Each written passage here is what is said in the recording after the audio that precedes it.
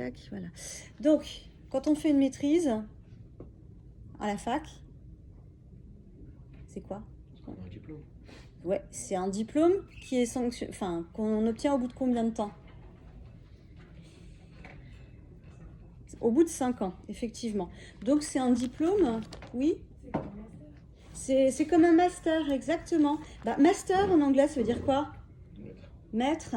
En fait, tout ça, ça vient d'un mot latin, le magister, qu'on trouve dans les magistrats, hein, dans la justice. C'est une personne qui, au départ, enseigne, qui éduque à l'école, donc un instituteur par opposition à un élève. Et puis, c'est aussi une personne qui va commander à des domestiques, des serviteurs. Il est utilisé aussi, non pas en dehors du nom, comme un adjectif pour dire qui est le plus important et qui est susceptible d'être pris pour modèle.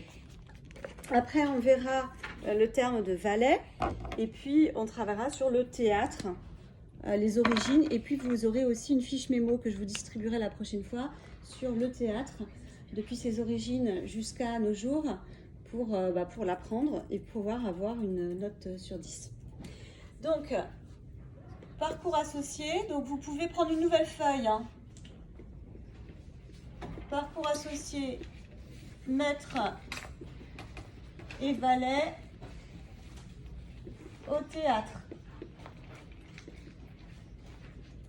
Donc, on aura un seul texte complémentaire, hein, celui de Tartuffe. Donc, je commence avec le maître. Maître vient du latin magister.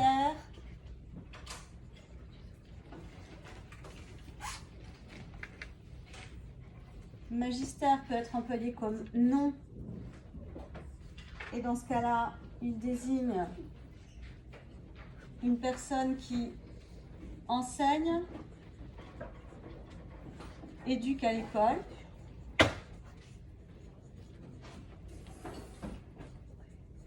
C'est un peu comme un instituteur.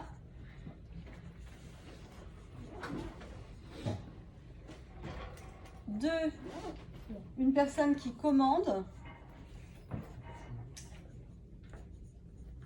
à des domestiques, des serviteurs.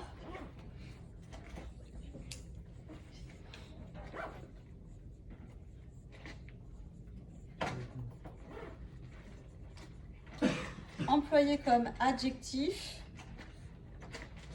il désigne qui est le plus important.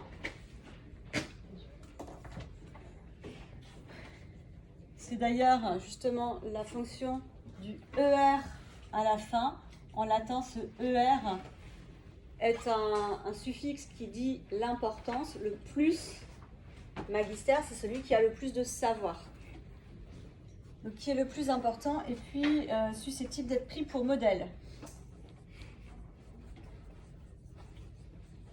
Alors, on voit justement dans l'île des esclaves, et on le verra aussi dans le texte de Tartuffe que je vous propose aujourd'hui, que justement, les maîtres dans cette pièce ne sont pas à prendre pour des modèles, bien au contraire.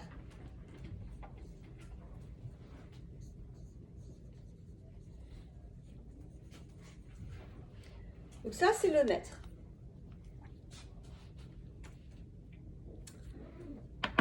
Le valet, maintenant.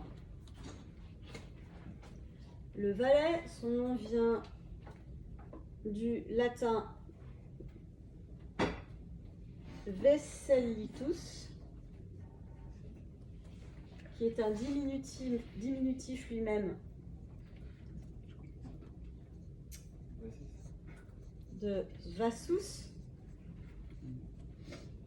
qui lui-même vient du celte. Vasso, et vasso, V-A-2-S-O, ça désigne simplement un homme. Ça, c'est l'étymologie. Employé comme nom, il n'est d'ailleurs employé que comme nom. Le valet désigne un serviteur. Ça peut être aussi une personne intéressé, qui cherche à obtenir quelque chose de quelqu'un d'influent.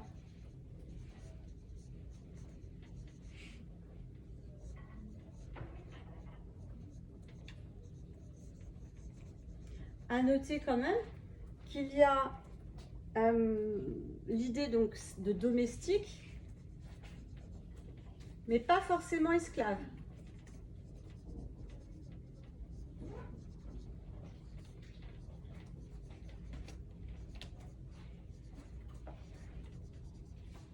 On a l'île des esclaves, mais dans le texte de Tartuffe qu'on va faire, Dorine n'est pas une esclave, c'est une domestique. Oui.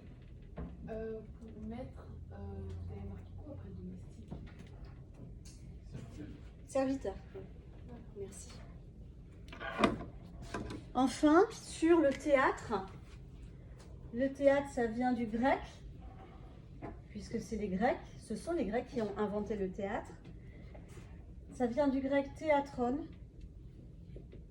qui signifie le lieu où on regarde. Oh, il y a eu du bug dans l'air.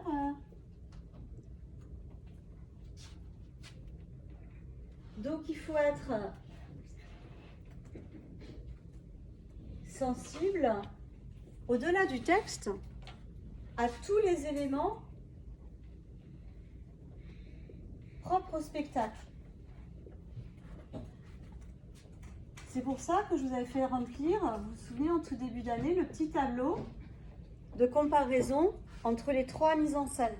Parce que le spectacle, au-delà d'être un texte, c'est avant tout une représentation, un spectacle, quelque chose qu'on va jouer en face de vous. Donc, il va falloir être sensible. On avait fait le point la dernière fois, les décors, les costumes, les accessoires.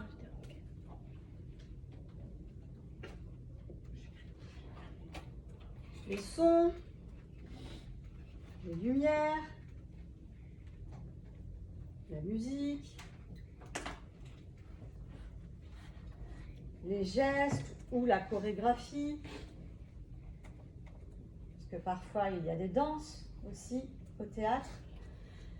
Donc hein, le théâtre, c'est là où on regarde quelque chose. C'est pour ça vraiment que j'insiste tellement pour vous faire venir au théâtre, parce qu'on peut saisir l'essence même du théâtre si on y va. Donc là, je fais une petite coupe et puis Lilou va prendre en photo pour que vous puissiez voir ce que j'ai écrit.